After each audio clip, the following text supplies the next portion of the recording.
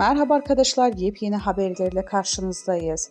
Seda Sayan'dan yürek burkan itiraf. Kardeşimi bakım evine yerleştirme zorunda kaldım. Ünlü sanatçı Seda Sayan yakın zamanda yaşadığı zorlu aile içi süreci samimi bir şekilde paylaştı. Ailesindeki sevilen bir bireyin sağlık sorunlarıyla ilgili aldığı zor bir kararı sevenleriyle paylaşan Seda Sayan, kardeşinin hastalığı nedeniyle bakım evine yerleştirmek zorunda kaldığını duyurdu.